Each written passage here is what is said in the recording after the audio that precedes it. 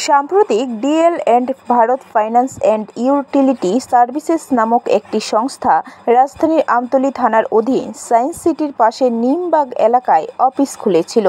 গত নভেম্বর মাসে হঠাৎ এই সংস্থা কাজকর্ম বন্ধ করে দেয়। ঋণ দেবার নামে সাধারণ মানুষের কাছ থেকে কমপক্ষে 3 কোটি টাকা হাতিয়ে নিয়েছে এই সংস্থা বলে অভিযোগ।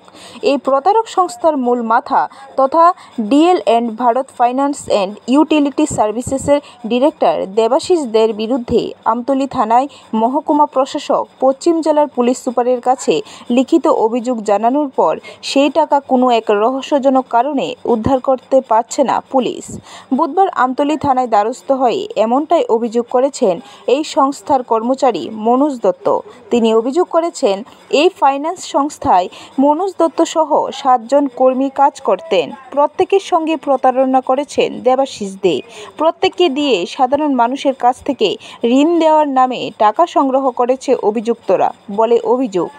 পুলিশ চাইলেই সেই টাকার হদিশ বের করতে পারে। সেই টাকা প্রাপকদের না দিয়ে উল্টো মনোজ দত্তকেই হুমকি দিচ্ছে অভিযুক্ত দেবাশিস দে। এমতো অবস্থায় সাংবাদিকদের সামনে বিষয়টি তুলে ধরেন এই সংস্থার কর্মচারী মনোজ দত্ত। অভিযুক্ত দেবাশিস দের আর্থিক প্রতারণার বিষয়টির পুলিশ সুষ্ঠু তদন্ত করার জন্য এবং সাধারণ মানুষের টাকা উদ্ধার করার জন্য। তিনি আরও জানিয়েছেন, প্রতারক দেবাশিস দের প্রতারণার কারণে এখন এই সংস্থার অফিসে কাজ করা প্রত্যেক সদস্য গ্রাহকদের কাছ থেকে প্রতিনিয়ত হুমকির শিকার হচ্ছেন এবং নিরাপত্তাহীনতায় ভুগছেন। আমি একটা ডিএল ভারত ফাইন্যান্সে ইউনিটি সার্ভিস করে ফাইন্যান্স ব্যাংক, আমি এখানে জব করতাম।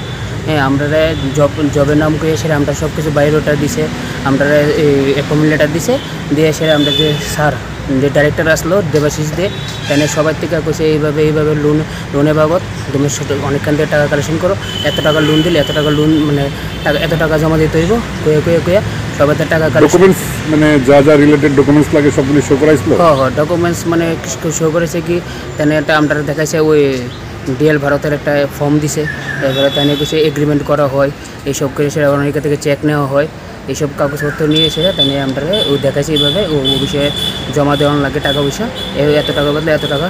তা আমরা কী করছি, এতদিন তো অফিস চলতেছে প্রায় অনেক দিন ধরে চলতেছে। হঠাৎ করে নভেম্বর মাসে অনেক ঘটনা হয়েছে। নভেম্বর মাসে তাই আস্তে আস্তে অনেকে টাকা, কিছু মানুষের টাকা দিছে, কিছু মানুষের টাকা দিছে, লোন দিব করে দিতেছে না।